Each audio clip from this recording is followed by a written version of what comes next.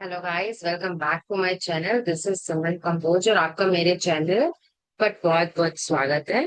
जैसे कि आपको पता ही है कि हमारा एक ट्रैक है जिसका सब्जेक्ट है ट्राइब्स इन इंडिया। तो आज हम इसको वन शॉट में कवर करने वाले हैं। This will be a one shot video. इस वीडियो में आपको इसके 4 यूनिट्स है, 1 to 4 यूनिट्स चारों कवर करवाए जाएंगे। ये आपको एक मॉड्यूल है जो मैंने जिसमें मैंने सारी यूनिट्स के नोट्स कंपाइल कर दिए है। ठीक है। ये आपको टेबल ऑफ कंटेंट्स भी दिख रहा होगा, ये सारे टॉपिक्स हैं। ठीक है। दिए हुए हैं आपको, यहाँ पे पेज नंबर वगैरह सब दिख जाएगा। So it will be easy for you to revise. ठीक है। तो यूनिट तो इसमें ये 1 घंटे का 1 to 1.5 आवर का ये वीडियो होगा जिसमें आपको सारा सिलेबस कवर करवा दिया जाएगा। रही बात पीवाई क्यूज की, तो प्रीवियस ईयर क्वेश्चंस के लिए I will upload one separate video PY Qs के लिए अपलोड की जाएगी। ठीक है। जो प्रीवियस ईयर उसका चाहे मैं क्वेश्चन पेपर अपलोड करूंगी, अगर ये मेरे पास टाइम हुआ तो मैं उसको विद आंसर अपलोड कर दूंगी। ठीक है। बट आई विल अपलोड, चाहे वो कल क्वेश्चन पेपर होगा या फिर अगर टाइम हुआ मेरे पास तो आई will upload the complete video. ठीक है। सो होपफुली आपको क्लियर हो गया होगा। उसके बाद नोट्स आप मेरे से ले सकते हैं, वो आपको पता ही है। और अभी हम अपना यूनिट 1 स्टार्ट करते हैं। इसको मैंने थोड़ा डिटेल्ड बनाया है ताकि आप सारे टाइप के क्वेश्चन टेकल कर सके। ठीक है। मतलब डिटेल नहीं, मतलब कंसाइज फॉर्म है, पर ऐसा है कि क्वेश्चन आएगा तो आप टैकल कर सको। ठीक है। बाकी तो क्वेश्चन पेपर पे ऑब्वियसली डिपेंड करेगा, but let's try our level best. So सबसे पहला हमारा यूनिट 1 है जिसका पहला टॉपिक है what is concept of tribe. तो सबसे पहले ट्राइब होता क्या है। ट्राइब एक ग्रुप ऑफ पीपल को बोला जाता है जो ज्यादातर क्लोज नेचर रहते हैं, that is live in the forest, hills और remote villages. So what is a tribe? A tribe refers to the group of people who generally lives close to the nature, such as in forests, hills, or remote villages. एक जो single tribe है, for example we have various tribe such as Sentinelese, Jarawas, Kodo, Santhals, right. तो जैसे संथाल्स है तो Santhali language, they have their own particularly language. They worship their tree called Karma tree. ठीक है। इनके अलग अपने सॉन्ग्स हैं जो ये फेस्टिवल्स पे बोलते हैं। नागा ट्राइब है, इनका खुद का फेस्टिवल है। I am not able to recall the name. तो मतलब ऐसे सभी जो ट्राइब्स है वो बीच में अपना एक शेयर करते हैं common culture, language and lifestyle. But in general अगर आप देखोगे ना, इनकी ये सिमिलैरिटी ये रहती है कि ये ज्यादा लिंक्ड टू फॉरेस्ट है। मतलब विद इन ट्राइब्स इनकी बहुत ज्यादा सिमिलैरिटीज रहेंगी, बट एट द एंड इनके क्लैंस अलग अलग होंगे। तो ये ब्रॉडर लेवल इनका लाइफस्टाइल अप्रॉक्स सिमिलर रहता है, दैट इज सिंपल लाइफस्टाइल है। अ, ये ज्यादातर रिमोट एरियाज में रहना पसंद करते हैं, away from the this away from world. ठीक है। बट हाँ, आजकल टेक्नोलॉजिकल एडवांसमेंट इतना हो गया कि सभी एक साथ हो रहे हैं। ठीक है। ये अभी भी अपना ओल्ड ट्रेडिशन पास करते हैं और ये सेल्फ सफिशिएंट है। ये फूड हंट करते हैं, गैदर करते हैं और कलेक्ट करते हैं फ्रॉम द नेचर। इंडिया में अब जो ट्राइब्स हैं बहुत ज्यादा ट्राइब्स है इंडिया में, जिसमें से 700 अप्रोक्सीमेटली ट्राइब्स को स्केड्यूल ट्राइब्स बोला था। जो स्केड्यूल ट्राइब्स है उनको 348 आर्टिकल के अंदर लिखा गया है। ठीक है। अब स्केड्यूल्ड ट्राइब्स को जो भी ये रिजर्वेशन वगैरह होती है वो सिर्फ स्केड्यूल्ड ट्राइब्स को मिलती है, सिर्फ शेड्यूल्ड ट्राइब्स को मिलती है। ठीक है। उसके बाद की पॉइंट्स टू रिमेम्बर इज, जो ट्राइब होते हैं वो एक बिग एक्सटेंडेड फैमिली की तरह होती है जो एक साथ रहती होती है। उनके खुद के रूल्स, फेस्टिवल्स जो क्लोज होते हैं। जनरली वो मानते हैं इक्वेलिटी में, उनमें ऐसे कास्ट सिस्टम नहीं होते। जनरली वो एग्लिटेरियन सोसाइटी में बिलीव रखते हैं। Their life is closely connected forest, animals and land. वो संथाल्स, हिल्स, नागास एग्जाम्पल। ठीक है। उसके बाद अगर आपको ट्राइब्स को क्लासिफाई करना है तो आप उसके बेसिस पे करोगे कि एक पहला वो क्या काम करते हैं, लिवलीहुड के बेसिस पे आप उसको डिफाइन कर सकते हो। और दूसरा आप उसको डिफाइन कर सकते हो ऑन द बेसिस ऑफ कितना वो वर्ल्ड से कनेक्टेड है। ठीक है, कनेक्टेडनेस विद वर्ल्ड। सो सबसे पहले based on economic activity that is livelihood, livelihood, सबसे पहले आते हैं हंटर और गैदरर्स। हंटर और गैदरर्स वो होते हैं जो फूड को कलेक्ट करते हैं फॉरेस्ट से और हंट करते हैं एनिमल्स को। एग्जाम्पल इज चेंचूस, बिरोहर्स, इसकी एग्जाम्पल। ठीक है। शिफ्टिंग कल्टीवेटर्स वो होते हैं जो एक जगह से दूसरी जगह ट्रेवल करते रहते हैं, एक जगह क्रॉप ग्रो करते हैं, फिर वहां का, जिसको स्लैश एंड बर्न बोला जाता है, एक जगह करते हैं एग्रीकल्चर करते हैं, फिर उस एरिया पे बर्न कर देते हैं, फिर अगली एरिया में घुस जाते हैं, फिर वापस आते हैं। तो ये जो एक साइकिल रिपीट करते हैं इनको शिफ्टिंग कल्टीवेशन या स्लैश एंड बर्न बोला जाता है। जो स्लैश एंड बर्न या शिफ्टिंग कल्टीवेशन होती है उनको उसको झुम कल्टीवेशन भी बोल जाता है। तो झुम कल्टीवेटर्स बेसिकली नागास। ठीक है। उसके बाद सेटल्ड एग्रीकल्चरलिस्ट जो एक ही जगह रहकर एग्रीकल्चर प्रैक्टिसेस फॉलो करते हैं। जो ग्लू होती है, ग्लू को हिंदी में गोंद बोलते हैं, तो गोंद ट्राइब आप ऐसे याद रख सकते हैं। ठीक है। पेस्टोरल ट्राइब्स, एक एक एग्जाम्पल याद रख लो कितना वो होता है अगर आपके लिए। तो पेस्टोरल ट्राइब्स वो होती है जो रेज जो एनिमल्स को अपने साथ पालती है और उनको उनके साथ मूवमेंट करती है। फॉर एग्जाम्पल काउ गोट्स के साथ, जिनको आप चुराहे चराहे काइंड ऑफ समथिंग भी बोलते हैं। ठीक है। उनको एग्जाम्पल इज गुज्जर्स। ठीक है। उसके बाद आते हैं क्राफ्ट बेस्ड, मतलब जो पोट, आयरन टूल्स, बास्केट्स वगैरह बनाते हैं। फॉर एग्जाम्पल लोहार्स, जो लोहे का सामान बनाते हैं, लोहार बोलते हैं, लोहार्स। तो वैसे। ठीक है। सो होपफुली आपको समझ आ गया होगा। सबसे पहले हमने पढ़ा हंटर और गैदरर्स। हंटर और गैदरर्स कौन होते हैं? जो खाना जो है जंगलों में से इकट्ठा करते हैं, फ्रूट्स वगैरह, और एनिमल्स को हंट करते होते हैं। हमने सबसे पहले इनको देखा था। फॉर एग्जाम्पल हमने यहाँ पे किसको पढ़ा था हंटर और गैदरर्स में?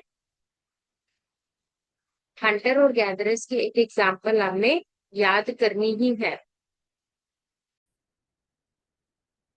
जैसे बिरोहर्स हमने इसमें पढ़ा था। उसके बाद शिफ्टिंग कल्टीवेशन में हमने कौन देखे थे? झुंड कल्टीवेटर्स देखे थे।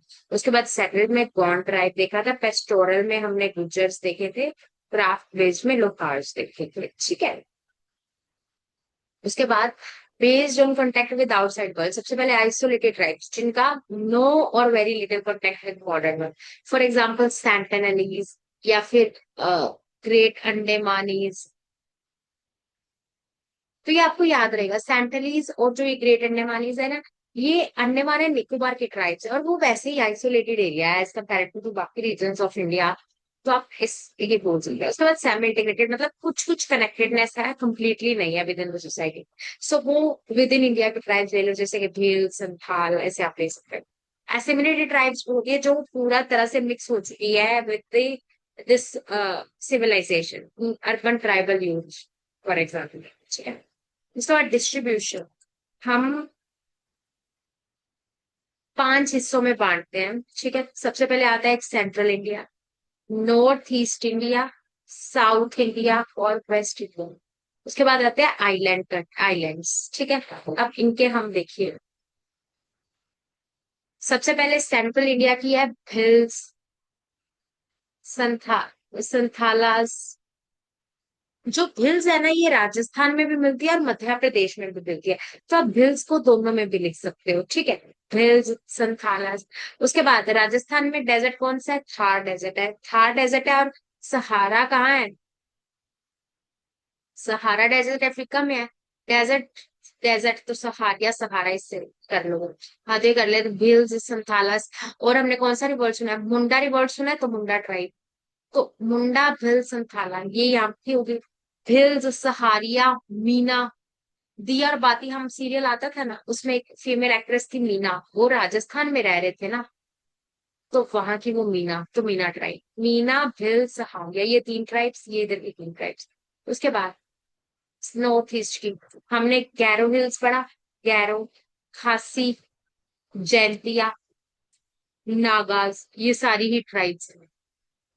और इवन अगर आप देखोगे तो जो खासी ट्राइब है, ये क्या चलो ये आगे बताती हूँ। ये वैसे मैट्रिलिनियल जो है वो फॉलो करती है ये। जैसे बाकी पुरुष प्रधान समाज है ना, ये महिला प्रधान समाज है। उसके बाद आइलैंड में तो ग्रेट अंडमान, सेंटनलीज, तो ये इसके एग्जाम्पल। उसके बाद साउथ इंडिया के एग्जाम्पल, आंध्र प्रदेश, कर्नाटका, तमिलनाडु, केरल, इधर आती है इरूलर, इरेगुलर बाउंड्री है ना, इरेगुलर तो इरूलर। टोटा, टेडी भी है, पनियन, पनियन, कोटा, ये सारी इधर की ट्राइब्स हैं। ठीक है, तो होपफुली आपको कुछ एक नाम याद हुए होंगे, मैंने थोड़ा आपको इजी वे में समझाने की कोशिश की है, तो होना तो चाहिए था, बाकी अब आई डोंट नो हुआ है या नहीं। ठीक है, तो एक बार आप इसको रिपीट में देख लोगे जैसे जैसे मैंने याद कराया, तो आपको मे भी इजीली हो जाएगा। उसके बाद क्विक समरी फ्लो देखिए, तो classification by occupation, hunter, hunter में हमने क्या पढ़ा था, Birhors, Chenchus Birhors, settled agriculture bond tribes, pastoral जो मूवमेंट करते हैं गुज्जर्स, आर्टिजन्स हो सकते हैं लोहार्स, हमने एक और भी देखा शिफ्टिंग एग्रीकल्चर्स, है ना। उसके बाद आइसोलेटेड जो पूरी तरह से ही अलग रहते हैं, जैसे ग्रेट अंडमान, सेमिनेटेड मिल्स वगैरह हुए, असेमिलेटेड जो यूथ है, tribal youth, distribution region central, north east, south, highlands, ये सब वहां पे पढ़ हुए। अगर आपको फिर से ये नेम याद करने हैं तो देखिए, सेंट्रल इंडिया में जो है, सेंट्रल इंडिया ये है, सेंट्रल इंडिया में बहुत सारा क्या हुआ, अपराइजिंग हुई, जैसे मुंडा रेबिलियन, संथाल, ये हो गया। उसके बाद नॉर्थ ईस्ट के में गैरो, खासी, जैंतिया, नागाज, ये उधर आ गए। उसके बाद आइलैंड की आप देखोगे, ग्रेट अंडमान तो आप याद रख सकते हो, सेंटेनलीज याद रख सकते हो, यहाँ की बाउंड्री टेढ़ी है तो टोडा, इरुलर टोडा, बनियन, कोटा, ये इधर की आ गई। इधर भील आ जाएगी, मीना आ जाएगी, सहारिया आ जाएगी, तो ये है। ठीक है, इस तरह से आप याद रख सकते हो। ठीक है, सारी याद रखने की जरूरत नहीं है, ये देख लो। उसके बाद आते हैं features of tribes in India, जो ट्राइब्स है उनके फीचर इजी लैंग्वेज में आपको एक्सप्लेन करने की कोशिश की गई है, इससे इजी नहीं किया जा सकता। सबसे पहले उनका एक डिस्टिंक्ट कल्चर होता है, यानी tribes have their own tradition, language, festivals and lifestyle different from the others. Geographical isolation. They generally prefer to live in isolated regions such as in forest or remote areas or out from towns and cities. Common language. Each tribe speaks its own local language, and some languages are also recognized in Schedule 8. ठीक है, जैसे Santhali, I guess Santhali is in Schedule 8, but I'm not sure. So you can check the fact. Okay. उसके बाद आती है strong community bond. They live in small groups and share everything with each other like a big family. So basically एक जो tribe है ना, tribe मतलब होता है कि आपका पूरा खानदान ही है वो एक तरह से, ठीक है। So they have strong जैसे feeling with each other. They are like a extended family. Economic simplicity, they generally depend on hunting, gathering and shifting cultivation, जो हमने देख लिया। ट्रेडिशनल ऑक्यूपेशंस वही है, bamboo crafts, poetry, forest items making, bamboo craft, ये सब करते हैं। बिलीव इन एनिमिज्म, एनिमिज्म का मतलब क्या आता है, वो मानते हैं कि सारी चीजों में जो है सोल होती है, सोल एंड स्पिरिट हर चीज में होती है, चाहे वो रिवर है, चाहे वो माउंटेन है, ये होता है animism. Many tribes believe in nature worship, they worship trees, rivers. इसका मतलब बेसिकली यही है कि सारी चीजों में soul and spirit and they worship everything. On political system, they have their own leaders, own council and वो जस्टिस करते हैं। Social equality, they believe in egalitarian society where there is no caste system, all are equal. Low literacy level. वहाँ के education levels are still low in many tribal areas due to lack of school and awareness. Traditional dress and jewelry, they have their own dresses and jewelry made of metal, shells, beads, etc. Dance and music, they love to do dance, such as they do in festival, etc. They believe some of the tribes also believe in magic, sand, magical spirits. They have simple living. Okay. They have huge knowledge of herbs and they used to treat treat by these herbs होगा, ठीक है। सो ये हमने पढ़ लो। पर tribes जो है वो सिग्निफिकेंट कंपोनेंट है इंडियन सिविलाइजेशन के लिए। कैसे? Tribal communities are one of the oldest social groups in India. जो ट्राइबल कम्युनिटीज है वो एक बहुत पुराना, एक ओल्डेस्ट सोशल ग्रुप है इंडिया का। They are deeply rooted in the Indian subcontinent and have preserved their own culture, language, tradition, and way of life for thousands of years. Although they often live in remote areas, their contribution to India's civilization is immense and cannot be ignored. Basically, they are saying कि tribal communities जो है वो एक बहुत पुराना social group है India में। वो डीपली रूटेड है इंडियन सब कॉन्टिनेंट में है। उनका उन्होंने लैंग्वेज, कल्चर, ट्रेडिशन सब कुछ आज भी प्रिजर्व करके रखा हुआ है। ये इंडिया की जो कल्चरल हेरिटेज है उसको और भी प्रमोट कर रहा है, ठीक है। और वो आज अलग रह रहे हैं, वो थोड़ा आइसोलेटेड रहना पसंद करते हैं। इसका मतलब ये नहीं है कि दे का कोई इम्पैक्ट नहीं है इंडियन सिविलाइजेशन पे। सबसे पहले अब हम समझते हैं हुआ ट्राइब्स। ट्राइब्स होता है, tribes are indigenous people who live mostly in forest, hills और rural regions. They follow traditional lifestyle, speak their own language and have open close bonds with nature. Scheduled tribes को article 342 of Indian constitution में recognise किया गया है। Tribes are significant part because they contribute social, cultural, economic and ecologic fabric. उसके बाद significance of tribes in Indian civilisation, cultural heritage. अब tribes have preserve ancient custom, dance, music and festival like Karma, Sarhul. जो कर्मा ये संथाल के, सरहुल जो है ओरियंस का है। तो ऐसे कर्मा में कर्मा ट्री की जो है वर्शिप की जाती है, सरहुल में सरहुल ट्री की वर्शिप की जाती है, ठीक है। तो इन ट्राइब्स ने अपना कल्चरल हेरिटेज को प्रिजर्व करके रखा हुआ है। उसके बाद आता है language and dialects. Many tribal language enrich India's linguistic diversity. अब जो लैंग्वेज है इससे क्या है, इंडिया की डाइवर्सिटी जो है वो इंक्रीज हो रही है। संथाली, गोंडी, भिली। उसके बाद art and craft. Tribes are known for their craft such as Warli painting, bamboo work, poetry, bead, jewellery. क्या? Warli painting, bamboo work, poetry, bead, jewellery. उसके बाद आता है environmental observation. Tribal lifestyle is eco-friendly. They protect forest, animals and water resources. Traditional knowledge, उनके पास बहुत ज्यादा herbal medicine की knowledge है और वो इसी से ही अपना जो है इलाज वगैरह करते हैं। Spiritual contribution. Tribal belief system अपने एनिमिज्म में मानते हैं, एंसेस्टर वर्शिप करते हैं। तो ये प्लेरलिस्टिक स्पिरिचुअल ट्रेडिशन के बारे में बताता है। Resistant movement. जब हमारे देश में ब्रिटिशर्स का राज था, इन्होंने बहुत सारा सपोर्ट दिया था इंडियन नेशनल स्ट्रगल को, और यहाँ पे इन्होंने सेल्फ रूल एस्टेब्लिश करने के लिए कुछ रेबिलियन भी किए थे, जैसे संथाल रेबिलियन,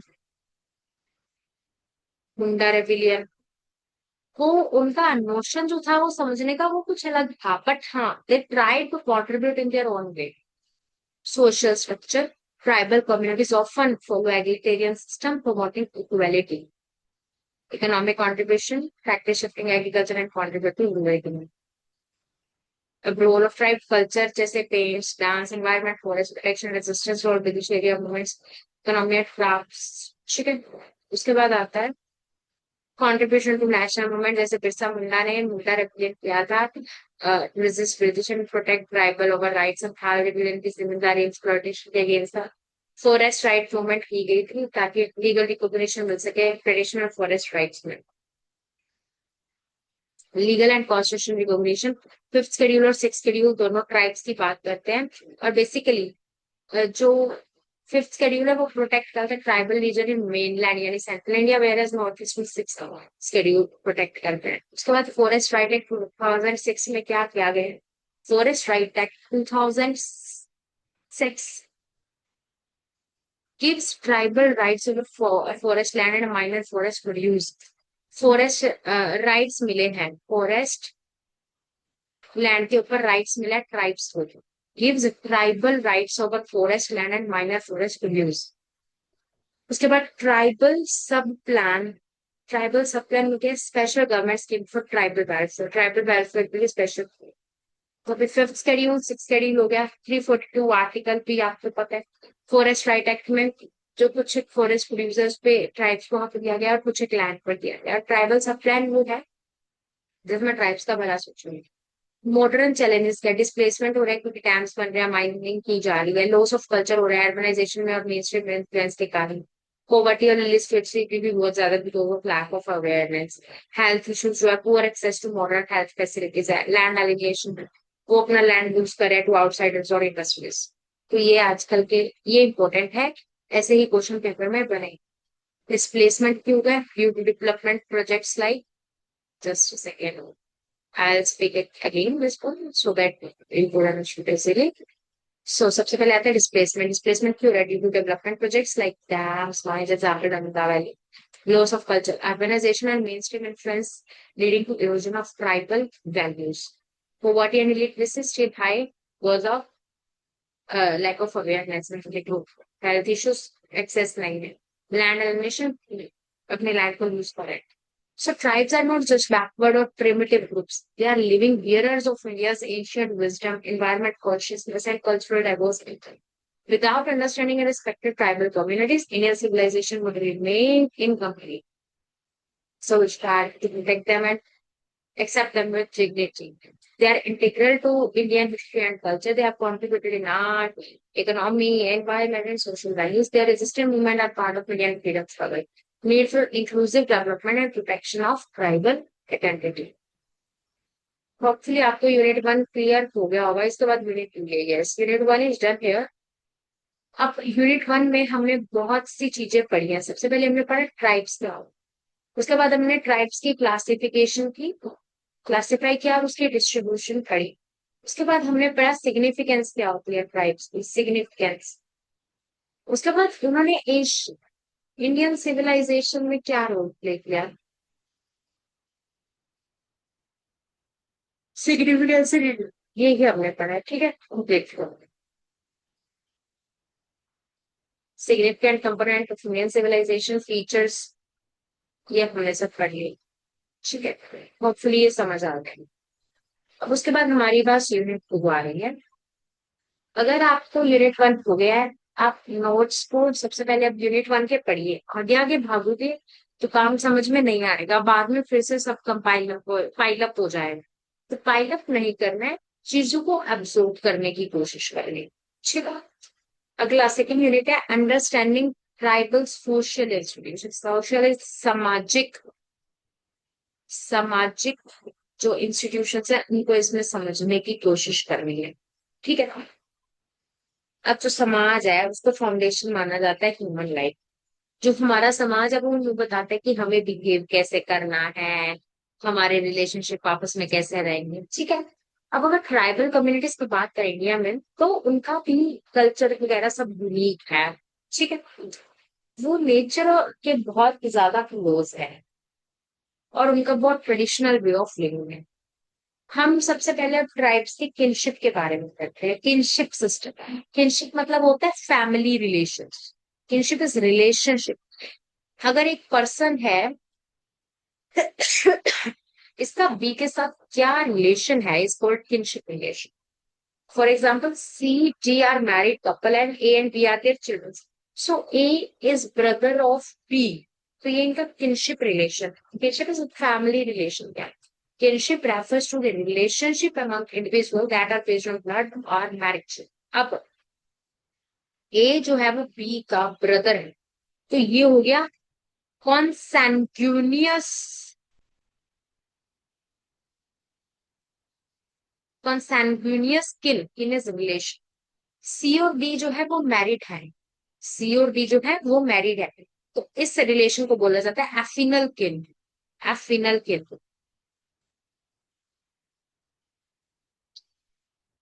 ए और बी जो है वो सिबलिंग्स है, तो कॉन्सैंग्यूनियस यानी ऑन बेसिस ऑफ ब्लड है। एफिनल किन जो है मैरिज के बेसिस पे।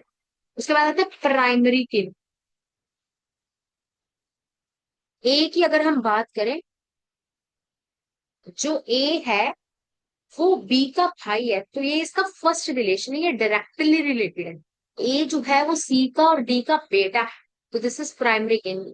जो पेरेंट्स होते हैं, सिबलिंग्स होता है, क्लोजेस्ट रिलेशनशिप। उसके बाद आता है सेकेंडरी किन। इसका क्या मतलब है? सेकेंडरी किन। ई और एफ जो है वो डी के पेरेंट्स है, ई और एफ जो है वो डी के पेरेंट्स है। तो अब ये ए जो है वो ई और एफ को किसके थ्रू जानता है? डी के थ्रू जानता है। तो ये हो गया सेकेंडरी किन। टर्शरी किन क्या होते हैं? जो हमारी बाकी सारी एक्सटेंडेड फैमिलीज होती है, चाचा ताया मासा वगैरह वगैरह, वो सब आता है एक्सटेंडेड फैमिली। ठीक है, तो होपफुली आप टाइप्स ऑफ किनशिप और किनशिप का मतलब समझ गए हो। अभी मैं आपको एक बार रीड करा देती हूँ, मैंने आपको सारा बता के, एक बार वो बता देती हूँ, देख लो।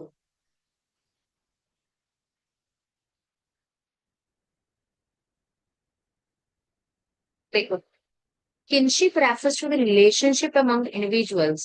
किनशिप मतलब क्या था? रिलेशन, चाहे वो ब्लड के बेसिस पे हो, चाहे वो मैरिज के बेसिस हो।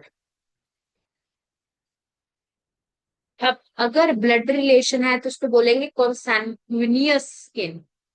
मैरिज के बेसिस पे है तो उसको बोलेंगे एफिनल किन।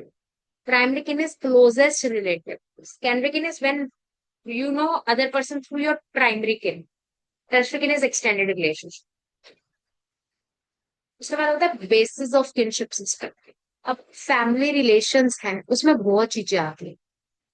For example, if A is married to B and B is male and A is female.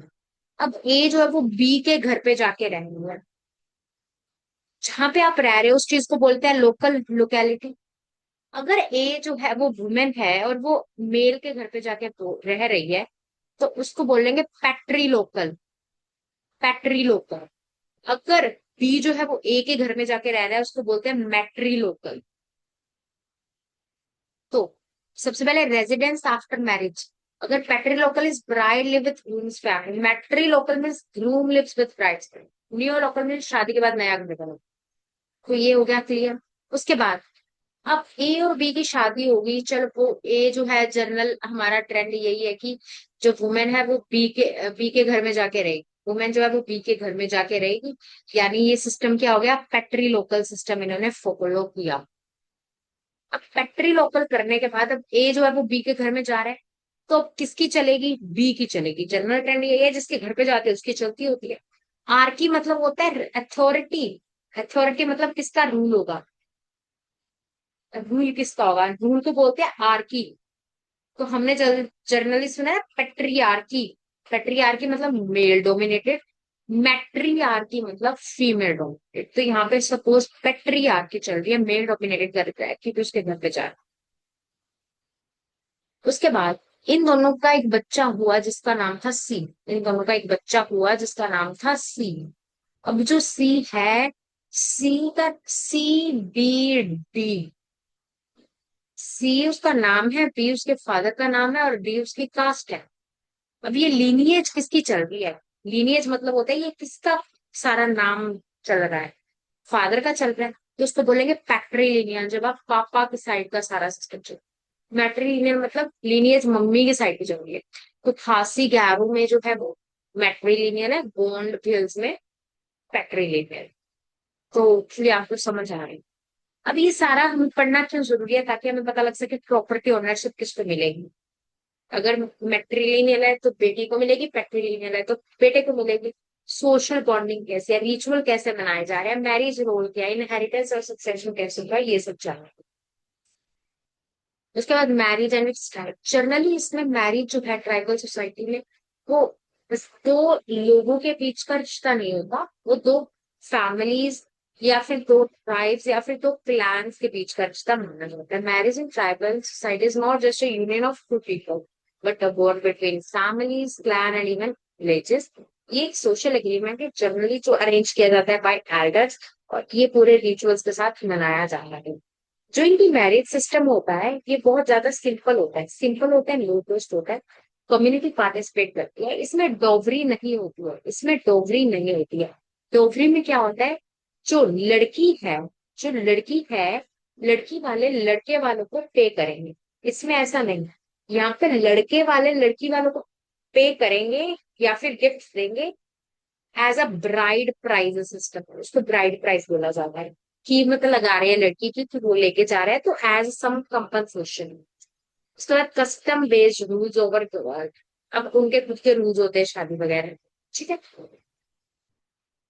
अब शादी की वेरियस टाइप्स होती है। For example is monogamy. Monogamy मतलब एक लड़का है, ए है और एक बी है, ये आपस में मैरिड है।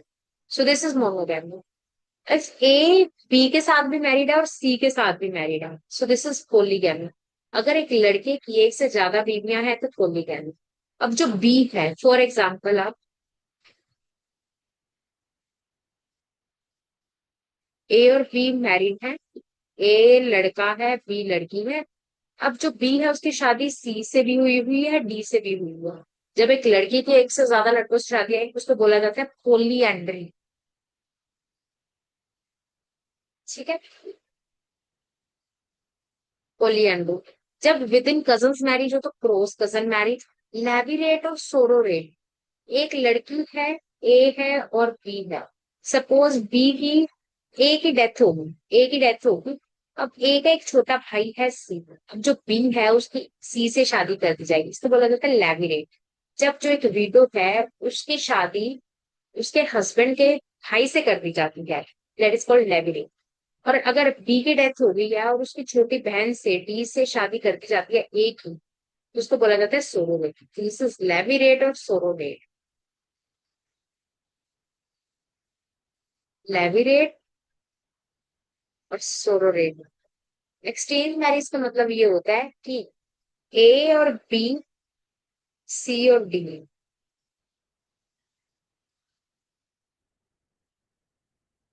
बी और डी भाई बहन है, ए और सी भाई बहन है।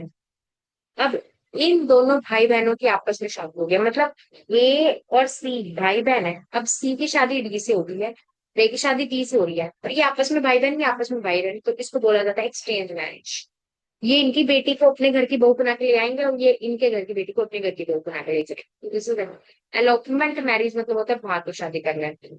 उसके बाद एक्सोगैमी मतलब होता है within clan, within group शादी करना। एंडोगैमी आउटसाइड द ग्रुप शादी करना। Endo is inside, exit, exo mean exit, outside, endo mean inside.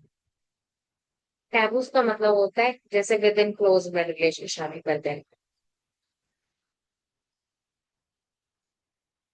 So hopefully आपको टाइप्स ऑफ मैरिज समझ आ गई होंगी। उसके बाद मैरिज सेरेमनीज में फेस्टिंग होती है, डांसिंग होती है, रिचुअल्स, कोई प्रिस्ट वगैरह कम ही आते होते हैं, नेचर वर्शिप की जाती है, ब्राइड प्राइज दिया जाता है, ये सब बता दिया है।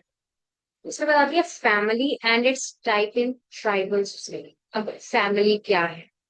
फैमिली को एक basic social and economic unit माना जाता है ट्राइबल सोसाइटी के लिए। वो एक ऐसी यूनिट है जहाँ पे चाइल्ड बोर्न होता है, वैल्यूज सीखता है, इमोशनल और मटेरियल ग्रोथ लेता है। एक फंक्शन क्या है ट्राइबल फैमिली का? रिप्रोडक्शन। सबसे पहले एक फैमिली है, उसमें बच्चे पैदा होंगे, रिप्रोडक्शन होगा और उनका ध्यान रखना होगा, केयर होगा। इकोनॉमिक कॉर्पोरेशन होगा, कल्चर सिखाया जाएगा बच्चों को, इमोशनल सपोर्ट दी जाएगी, प्रोटेक्शन दिया जाएगा उसको, एजुकेशन और रिचुअल सिखाए जाएंगे। अब फैमिलीज अलग अलग प्रकार की होती हैं। सबसे पहले आती है न्यूक्लियर फैमिली। सिर्फ जैसे ए बी हस्बैंड वाइफ है, उनका बच्चा सी और डी है, ये आपस में रह रहे हैं, दैट इज न्यूक्लियर फैमिली। अब बी के पेरेंट्स भी साथ में रह रहे हैं, डी और ई, तो दिस इज जॉइंट फैमिली। ठीक है। तो न्यूक्लियर फैमिली, जॉइंट फैमिली। उसके बाद आता है पैट्रीलिनियर और मैट्रीलिनियर। अब लीनियज जिसके चल रही है, लीनियज मतलब प्रॉपर्टी किसकी आगे बढ़ रही है, वो वाली फैमिली टाइप है। Linear in property pass through father. Matrilineal lineage through mother. उसके बाद patriarchal male head with decision making power, matriarchal female head. आजकल चेंज पैटर्न हो रहा है, क्यों? जॉइंट से न्यूक्लियर फैमिली हो रही है, tradition to modern role, gender based division to equal work sharing. उसके बाद gender relation in tribal generally जो है, जेंडर रिलेशन कैसे देखने को मिलते हैं? जो मैट्रिलिनियल होती है, मैट्रियार्कियल होती है, वहां पे हमें वुमेन्स का जो है थोड़ा इंडिपेंडेंट रोल देखने को मिल जाता है। बट इन जनरली यहाँ पे क्या देखा गया है, बट इन जनरली यही देखा गया है कि पेट्रियार्की की जो है वो थोड़ा ज्यादा ओवरवेल्प है। So gender relation refers to how men and women relate, share roles, powers, and responsibility in a society. In many tribal primitive, women enjoy a relatively higher status than in caste Hindu society. जो हमारी general society है उससे तो ज्यादा इज्जत है tribals में women की। Gender role are flexible and based on contribution to family and income. Women's role, participate करते हैं एग्रीकल्चर में, गैदरिंग में, हाउस वर्क में, लिविंग में, चाइल्ड रेयरिंग में। इकोनॉमिक इंडिपेंडेंस होती है, डिसीजन मेकिंग रोल होता है। Gender equality aspects, education still lacking but improving, division of labour, property rights, social freedom, creation. So gender challenges, modernization and patriarchy are changing traditional equality. Tribal women face violence, exploitation, and poor healthcare, lack of education and representation in higher institutions. So ये general development हमें देखने को मिला है। उसके बाद tribes में gender roles हैं। उसके बाद वहां पे क्वालिटी कैसी है, रूल कैसे किया जाता है, अगर किसी ने कुछ गलत कर दिया तो उसको सजा कैसे मिलेगी, ये सारी चीजें हम गवर्नेंस में पढ़ते हैं, ट्राइबल गवर्नेंस। इनका ये खुद कस्टमरी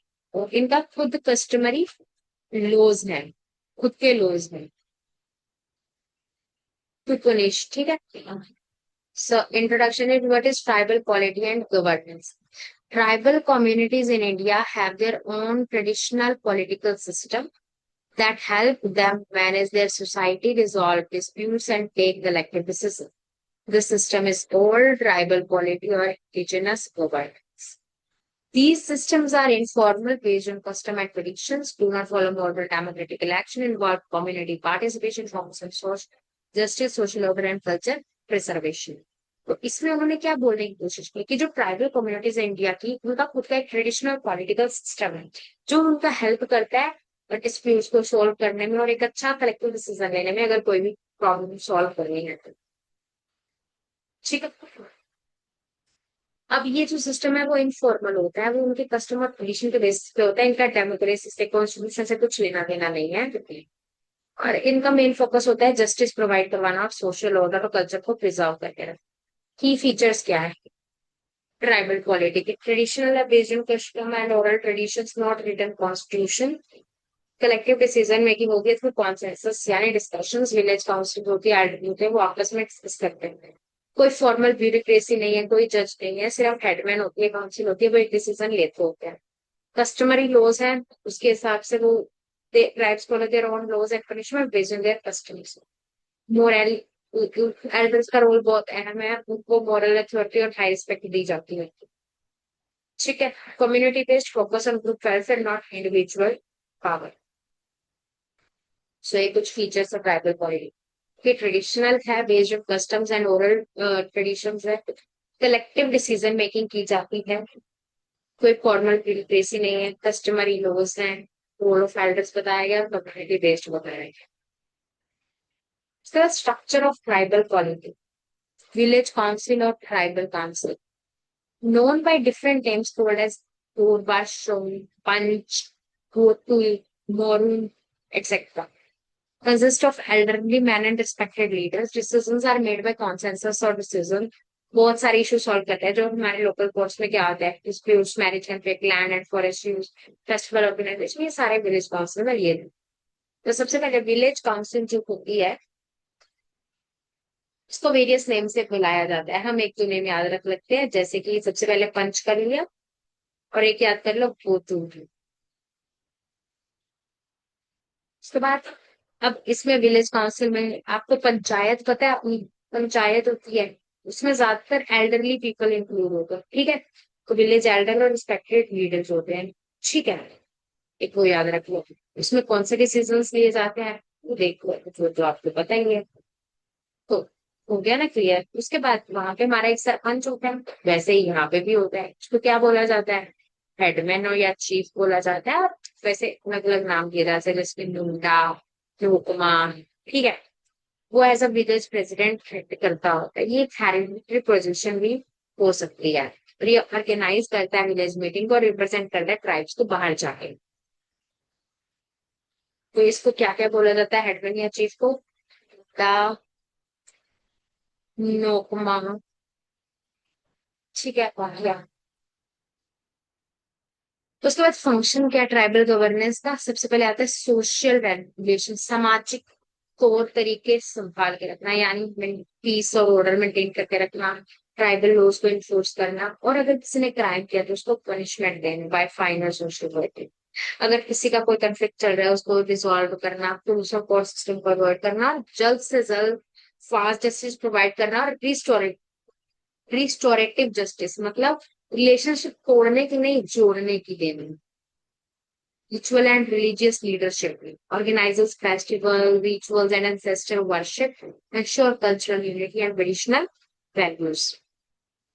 रिसोर्स मैनेजमेंट करना, ये नहीं है कि ट्राइब में जो थोड़े वेल टू डू ऑफ है उनके पास सारे रिसोर्सेज है और दूसरों के पास नहीं है, तो रिसोर्स को मैनेज करना, ग्रेजिंग, फार्मिंग, सेक्रेटरी सबको मैनेज करना, कंट्रोल करना, use of common land, forest, water, ठीक है, रिप्रेजेंट करना अपनी tribe between the government and the tribe. In modern time many headman are involve in Panchayati Raj institution, ठीक है।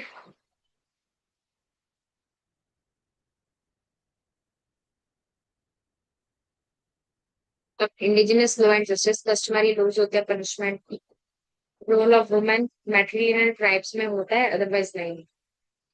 अब चेंज एंड चैलेंजेस क्या, मॉडर्न लॉज, अब इंडियन कॉन्स्टिट्यूशन आईपीसी जो है वो रिप्लेस कर रही है जो उनके खुद के कस्टमरी सिस्टम है। जो पंचायती राज आ गया, पंचायती राज धीरे धीरे डिस्प्लेस कर रहा है लोकल विलेज काउंसिल्स को। अर्बनाइजेशन हो रहा है, यूथ छोड़ के जा रहे हैं जिसके कारण ट्रेडिशनल सिस्टम खत्म हो रहा है, लैंड और रिसोर्सेज खत्म हो रहा है due to government projects, political interference बहुत ज्यादा बढ़ रहा है। उसके बाद कॉन्स्टिट्यूशन और गवर्नमेंट का क्या रोल है, फिफ्थ और सिक्स के डिटेल में बताया गया है। उसके बाद पैसा एक्ट आया, पैसा act panchayat extension in scheduled areas, जिसमें क्या है कि रिकॉग्नाइज करना है ग्राम सभा को एज लोकल गवर्नमेंट। इसमें give power to manage land, forest and resources, respect customary laws and dispute resolution methods. उसके बाद importance, protect tribal identity, local leadership and economic with justice and social order, support culture preservation, sustainable resources, ठीक है। तो इसी के साथ हमारा unit 2 भी खत्म हो जाता है। होपफुली आपको ये समझ आया होगा।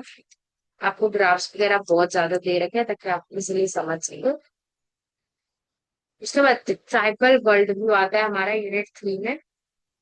तो आप एक सेकेंड होल्ड करके यूनिट 2 को रिवाइज कर लो, फिर यूनिट 3 को करना। ऐसे फालतू में पाइल अप करने की जरूरत नहीं है। और 1 मिनट होल्ड, मैं भी पानी पी लूँ, जस्ट 1 मिनट।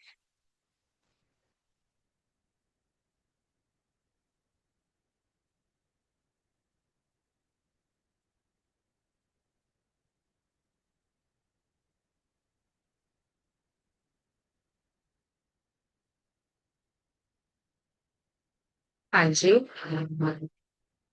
सो होपफुली मेरी सेना तैयार पढ़ने के लिए।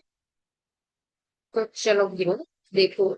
सो ट्राइबल वर्ल्ड व्यू का मतलब ये होता है कि जो ट्राइबल ग्रुप्स हैं वो अपने आसपास की चीजों को कैसे देखते हैं। जो ट्राइबल ग्रुप्स हैं वो अपने आसपास की चीजों को कैसे देखते हैं।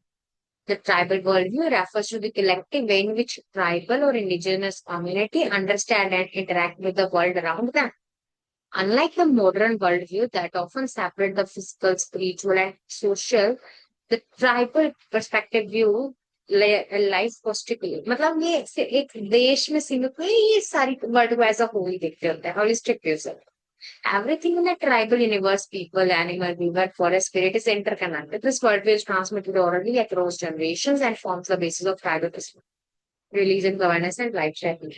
According to animals, reverse, forest, spirit से ये सारी चीजें इंटरकनेक्टेड हैं। बेसिकली नेचर क्या है ट्राइबल वर्ल्ड व्यू का, एनिमिज्म। वो बिलीव करके है कि हर एलिमेंट में नेचर पोजेस करते हैं, उसमें सोल, चाहे वो ट्री है, रिवर है, माउंटेन है, सो एनिमल्स है, कुछ भी है। उसके बाद टोटेमिज्म, जो हर एक ट्राइब है ना वो अपने आप को एक सिंबल के थ्रू रिप्रेजेंट कर दिया, चाहे वो एक कलर हो, चाहे वो एक एनिमल हो, प्लांट हो, या कोई नेचुरल ऑब्जेक्ट हो जिसको टोटम बोला जाता है, ठीक है। तो टोटेमिज्म। शैमनिज्म, शैमन का मतलब इस जो ट्राइब्स है उनके अकॉर्डिंग शैमन वो है जो एक सोल को परमात्मा से, गॉड से कनेक्ट करवाता है। So shamans act as intermediaries between the human and spirit world. They conduct healing rituals and communicate with spirits. So basically तीन आइडियोलॉजीज हमने पढ़ी, animism, totemism, shamanism. Symbolism in tribal religion, तो वो अपने आप को रिप्रेजेंट करता है, for example bond use tiger and peacock. या उसके बाद रिचुअल और फेस्टिवल्स। अब tribal rituals are closely tied to agriculture, seasons and life events like birth, puberty, marriage and death. अब जो ट्राइबल रिचुअल्स है वो क्लोजली किससे रिलेटेड है? बर्थ के, प्यूबर्टी के, मैरिज के और डेथ के। फॉर एग्जाम्पल हमारे पास जो फेस्टिवल्स किए गए हैं, सरहुल और आयाम्स का है, करम संथाल्स का है, करम ट्री को, और सरहुल में साल ट्री को जो है किया जाता है। तो सरहुल में और जो सरहुल है कौन सी ट्राइब्स का है? और और ये स्प्रिंग सीजन में सेलिब्रेट किया जाता है और इसमें साल ट्री की वर्शिप की जाती है। उसके बाद करम संथाल्स, करम ट्री सिंबलाइज करता है फर्टिलिटी एंड स्ट्रेंथ को।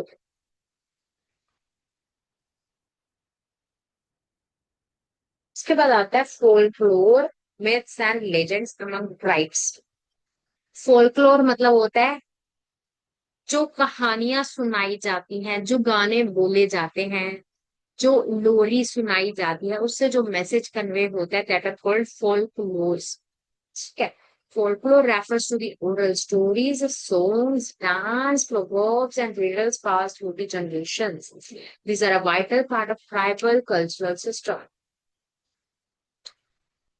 मिथ्स, मिथ्स का मतलब होता है वहम होना, स्टोरीज जो एक्सप्लेन करती है, मतलब हाँ इन्होंने खुद की बनाई हुई स्टोरीज हैं जो एक्सप्लेन करिए कि वर्ल्ड कैसे बना होगा, कि ट्राइब का ओरिजिन कैसे हुआ, ये नेचुरल फिनोमिना सब क्या है। लेजेंड्स का मतलब होता है ऐसे स्टोरीज जो जिनमें अपने एंसेस्टर्स की जो है कहानियां बताई जाती है कि उन्होंने ये बड़े बड़े महान काम किए थे, और बहुत बार ये एग्जेजरेट करके भी बता जाते हैं। अब function of folklore and myths, explaining natural and social phenomena, teaching moral values and social norms, providing entertainment and preserving history, strengthening community bonds and identity. तो ये सब फंक्शनिंग ऑफ वर्ड्स मिक्स सब वही। एग्जाम्पल क्या है, जैसे Santhal tribe बताती है कि जो एक बर्ड था, involves bird creating the first piece of land on a water covered. जो एक बर्ड था, उनकी स्टोरी के अकॉर्डिंग एक बर्ड था जिसने फर्स्ट पीस ऑफ लैंड बनाया था पानी से भरी धरती में। नागा लेजेंड्स बोलते हैं कि जो उनके एंसेस्टर्स थे वो केव से एमर्ज हुए थे और सेक्रेड माउंटेन्स। जो हिल्स है वो अपने हीरोज की कहानियां बताते हैं कि उन्होंने कैसे अपने लैंड को बचाया था, ऑनर करते हैं अपने एंसेस्टर्स को। कॉस्मोगैमी एंड स्केमास ऑफ लिविंग। कॉस्मोगैमी मतलब होता है कि ये जो वर्ल्ड है वो कैसे बना। Cosmogamy refers to the origin and structure of the universe as perceived by tribal communities. Each tribe has its own theory of how the world, human and animals came into being. ठीक है। अब tribal cosmology, cosmogonic beliefs. The world was created by a supreme deity or spirit. Often includes story of floods, rebirth, and sacred animals. Nature and human were created together and a shared common destiny. स्केमास of living मतलब basic क्या है, pattern है living का जो guide करता है daily life को। Nature centric living, forest, river and animal are central to life. Collectivism, खुद से पहले कम्युनिटी का सोचना। Cyclic time, life moves in cycles, birth, death, rebirth rather than in linear progress. Oral history and tribal poetry. Oral history.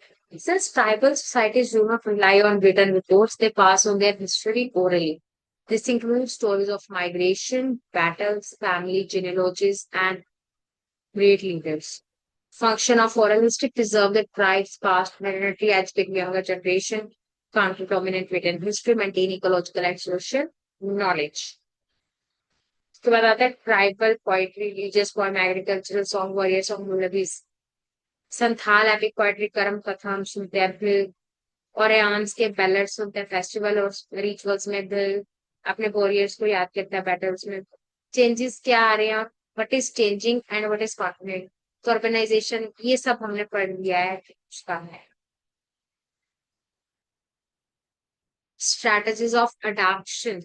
अब syncretism, tribes blend old tradition with new religions और practices. अब आपको इस world में रहना है तो survival of fittest आपने चीज सुनी होगी, ठीक है। तो जो ट्राइब्स है वो भी कुछ कुछ नई चीजें अडेप्ट कर रही है, ठीक है। उसको बोला जाता है सिंक्रेटिज्म। ओल्ड ट्रेडिशन के साथ साथ नई चीजों को भी अपने अंदर सोख लेना, जिसको सिंक्रेटिज्म। कल्चरल रिवाइवलिज्म, कुछ ट्राइब्स जो है वो कल्चरल रिवाइवलिज्म कर रही है, मतलब जो उनका कल्चर पीछे छूट गया है उसको फिर से इन फ्रंट लेके आ रही है। Legal rights in Indian constitution provide legal protection to scheduled tribes status. Example हमने Hornbill Festival in Nagaland showcase tribal dance वगैरह, ये हमने सब पढ़ लिया है।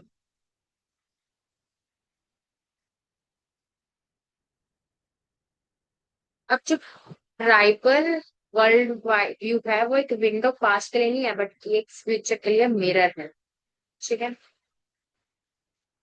उसके बाद है tribes and national freedom movement. National freedom struggle में ट्राइब्स का एक बहुत अहम रोल रहा है, वो क्या रहा है वो हम इस यूनिट में करेंगे।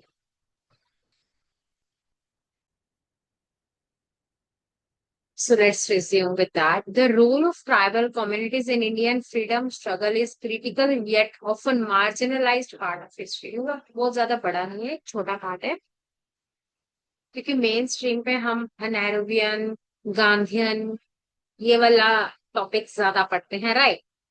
The tribal communities based their own battles often are rooted in their socio-cultural identity and close tied to their land and forest। लेकिन वहां पे एक छोटे लेवल पे ट्राइबल कन्फ्लिक्ट्स भी चल रहे थे।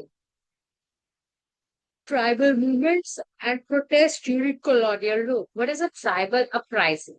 A tribal uprising refers to the collective resistance of tribal communities against colonial authority, local landlords, moneylender, or exploitative state system.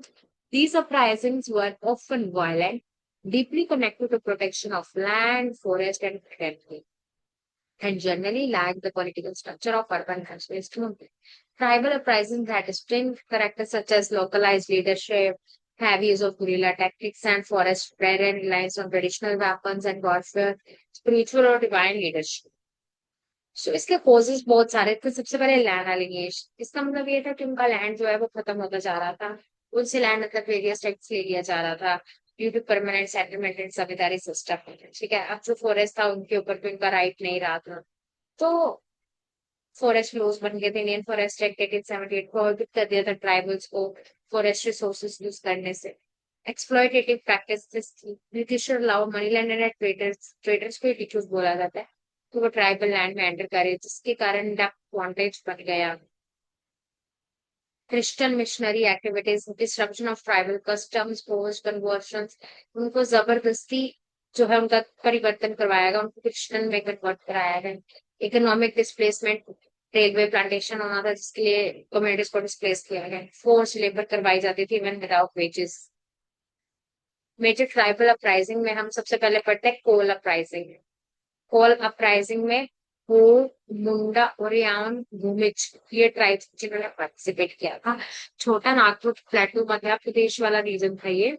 इसका कारण क्या था? एक्सप्लॉयटेशन बाय आउटसाइडर्स जैसे कि हिंदू, मुस्लिम्स और Sikhs, allowed under British rule who acted as landlords and money lenders। जो landlords थे और जो मनी लेंडर्स थे ना, वे एक्सप्लॉइट कर रहे थे ट्राइबल रूलर्स को। बुद्धू भगत एंड जाओ भगत इसके लीडर के सिग्निफिकेंस क्या थी? The uprising turn into full scale rebellion, British deployed army को क्रश किया। तो बेसिकली अगर आपको कोल अपराइजिंग करना है तो कोल अपराइजिंग में आपको क्या याद रखना है? आपको ट्राइब का नाम सबसे पहले हो और मुंडा, ऐसे दो ट्राइब्स का नाम याद रख लो। भूमिज, भूमि के लिए हुई थी भूमिज, ठीक है। छोटा नागपुर में हुई थी, क्या था? एक्सप्लॉयटेशन बाय आउटसाइडर्स, ठीक है। अब इसका रिजल्ट क्या हुआ था? फुल स्केल रेबिलियन हुआ था जिसको बाद में ब्रिटिशर्स ने आर्मी डिप्लॉय करके खत्म किया था। उसके बाद आता है संथाल रेबिलियन, ये तो बहुत फेमस है। सिद्धू एंड कन्हू मुर्मू जो थे इसके लीडर थे। संथाल ट्राइब का है, राजमहल हिल्स में झारखंड में हुआ था। Santhals were exploited by moneylenders and British revenue officials. They took up arms from Santhal nation. So बहुत सारे संथाल राइट की स्टोरी बेसिकली डिटेल में ये है कि संथाल रेबिलियन जो है एक बहुत बड़ी मेजर अपराइजिंग थी अगेंस्ट द ब्रिटिश रूल। इसमें उन्होंने सेल्फ रूल की डिमांड भी की थी। बेसिकली जो लैंड था उनका वो मनी लैंडर्स ने ले लिया था और लैंडलॉर्ड्स ने ले लिया था, जिसके कारण से उनका एक्सप्लॉयटेशन हो रहा था बट ब्रिटिश ऑफिशियल जमींदार मनी लैंडर सबके द्वारा ही, और वो बहुत ज्यादा हाई टैक्स उनके ऊपर इम्पोज कर रहे थे। ठीक है, अब उनको ये सारा सिस्टम खत्म करना था। दे वांटेड सेल्फ रूल, खुद इसलिए उन्होंने ये वोट किया था, रिवॉल्ट किया था। उसके बाद ब्रिटिशर आर्मी ने इसको सप्रेस किया था। और जब ये रिवॉल्ट सप्रेस तो हो गया, लेकिन चाहे वो हार गए, लेकिन इससे भी बहुत ज्यादा एडमिनिस्ट्रेटिव रिफॉर्म्स आए और इसको एज ए डिग्निटी और जस्टिस के लिए मूवमेंट को देखा गया। उसके बाद फिर रिवॉल्ट वेस्टर्न इंडिया में हुआ था और ये भी ब्रिटिश ऑक्यूपेशन के रेजिस्टेंस में ही हुआ था और उन्होंने ट्रेडिशनल अथॉरिटी की डिमांड की थी। उसके बाद मुंडा रेबिलियन जो है वो भी यही था। बिरसा मुंडा इसका लीडर था और इस ये भी छोटा नागपुर रीजन में हुआ था। छोटा नागपुर रीजन बिरसा मुंडा है। इसकी स्टोरी क्या है? The Munda rebellion also known as Ulgulan was led by Birsa Munda in Chota Nagpur region. It was a tribal uprising against British rule, exploitative landlords, missionaries, and the destruction of tribal land rights. ये जो forest laws पास किए गए थे इसके against ये movement, ठीक है। जिसके बाद छोटा नागपुर टेनेंसी एक्ट आ गया। तो ये दो तीन मूवमेंट है। उसके बाद कल्चरल इम्पैक्ट, सोशल इम्पैक्ट और पॉलिटिकल इम्पैक्ट, ये हम इसका पढ़ते हैं। सबसे पहले कल्चरल इम्पैक्ट क्या है? Cultural reawakening movement encouraged pride in tribal languages, songs, and traditions. Religion revivalism. A tribal deities like Singbonga, Maranguru, and village foods gained renewed importance. Tribal diet, dress, music, and festival begins to incorporate themes of resistance. Social impact क्या हुआ? Gender empowerment है, anti-liquor campaign हुए, intergenerational unity हुई, political impact क्या हुआ? Political consciousness आई, interaction with Congress हुआ, formation of tribal political parties हुआ।